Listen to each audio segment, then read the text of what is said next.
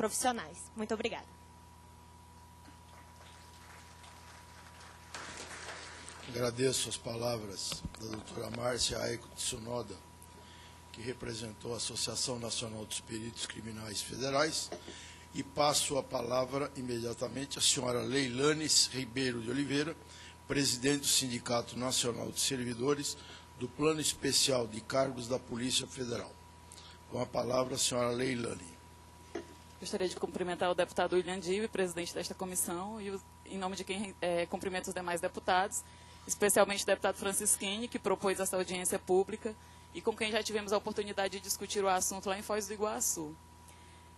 Eu vou mudar um pouquinho o previsto, a oportunidade é única e eu acho que a gente não pode deixar passar algumas coisas. Primeiro, eu gostaria de pedir ao MJ, ao Departamento de Polícia Federal, Polícia Rodoviária Federal e demais colegas que deixem de tratar as instituições policiais como instituições de polícia. Porque nós não temos apenas policiais nessas instituições, nós temos também servidores administrativos que desempenham os seus papéis tão importantes quanto os papéis dos policiais.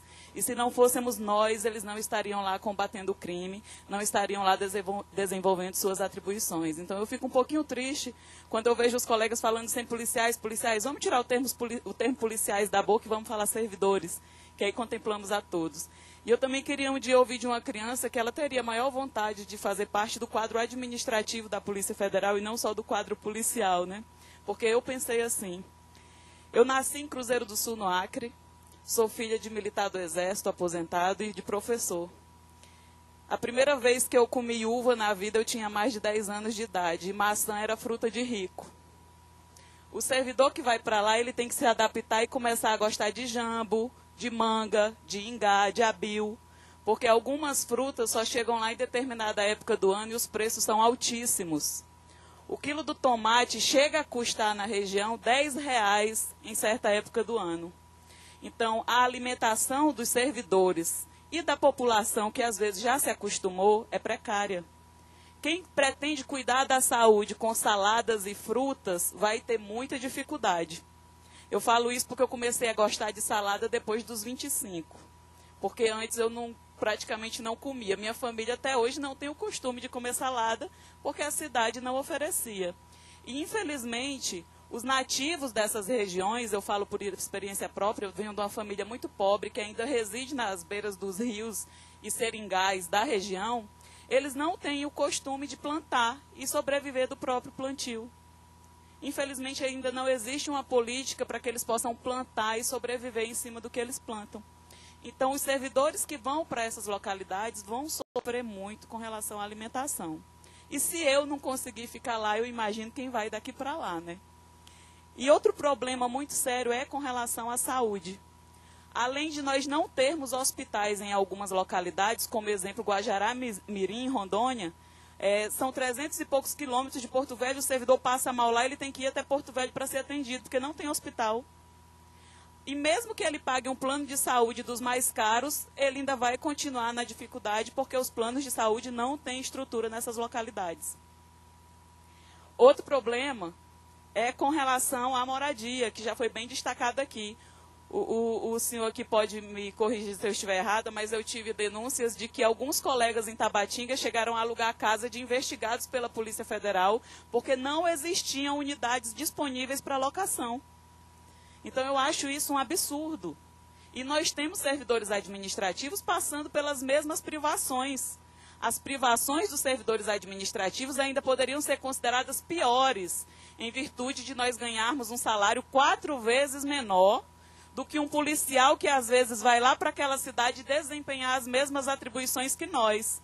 Porque, como disse bem o representante do Ministério da Justiça, nós temos um concurso em andamento para 1.200 vagas para a região de fronteira.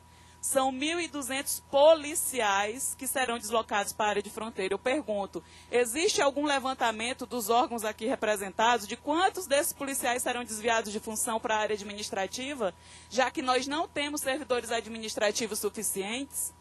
Um exemplo, Altamira, o maior município aqui citado, não existe nenhum administrativo. Cruzeiro do Sul, a minha cidade onde eu vim, porque quando eu passei o concurso eu já fui lotada em Rio Branco, não existe nenhum servidor administrativo. Tem policial, tem delegado que é fiscal de contrato de manutenção de viatura. Tem policial que é responsável da atividade administrativa da delegacia. Em Foz do Iguaçu, o deputado Francisquinho acompanhou, o delegado-chefe lá anunciou no encontro que nós tivemos que a necessidade em Foz do Iguaçu seria hoje de 300 servidores administrativos. Nós temos 3. E o que é que o governo tem feito para suprir, para cobrir esse erro?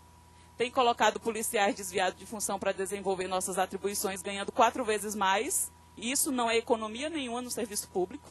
Ou tem contratado terceirizados, que também têm o preço muito alto e acabam desempenhando funções sem nenhum comprometimento com o serviço público, nem com a segurança pública.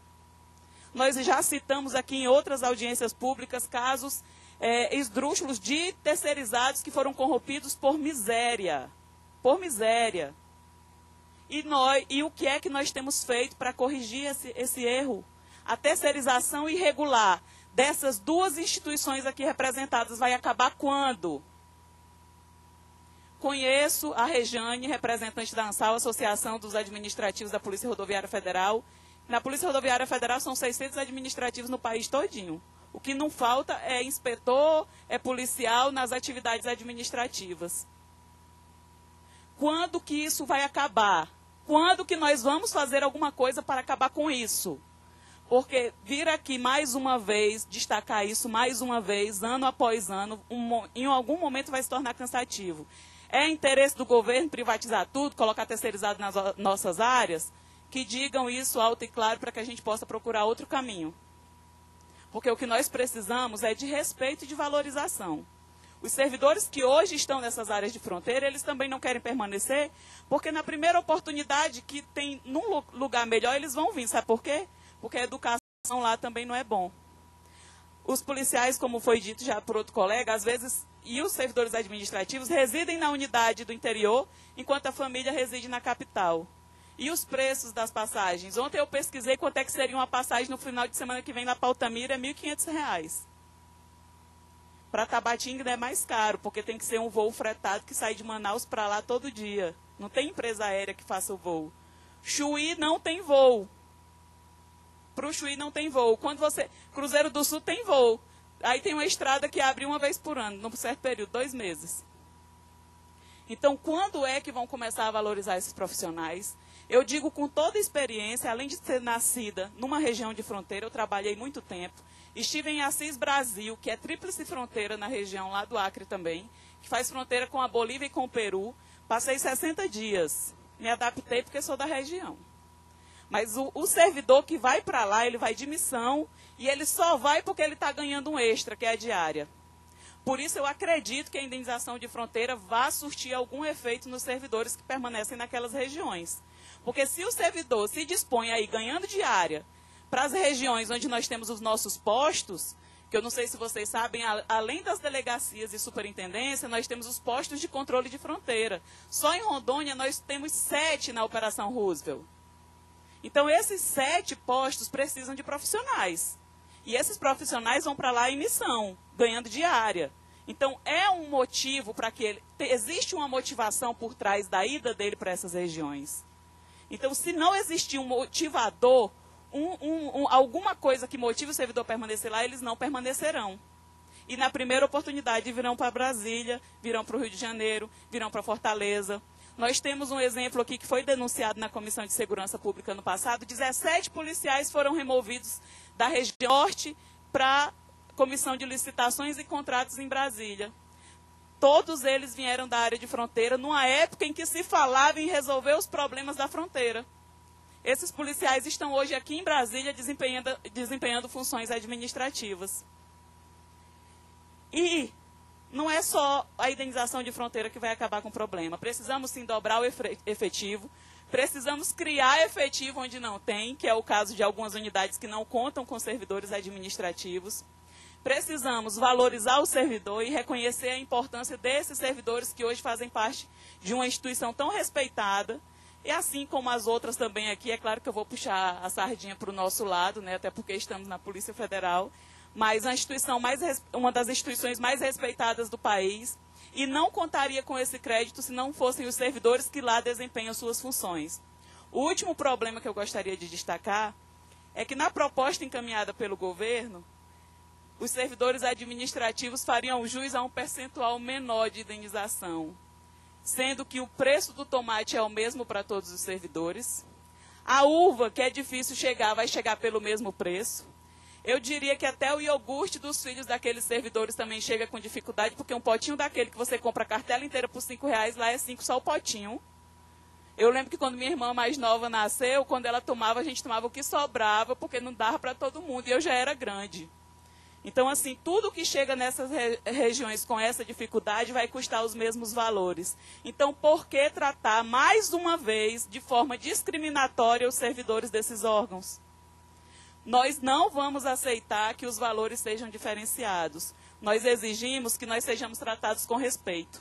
E o respeito se dá a partir do momento que não existe discriminação dentro do órgão. E sendo valores diferenciados, estaríamos sendo tratados discriminatoriamente. Obrigada. Quero agradecer a senhora Leilane Ribeiro de Oliveira, presidente do Sindicato Nacional dos Servidores do Plano Especial de Cargos da Polícia Federal. E, antes de passar a palavra ao autor do requerimento, deputado Francischini, queria fazer uma reflexão. Primeiro, cumprimentar o deputado pela iniciativa. Chamou os melhores palestrantes, que todos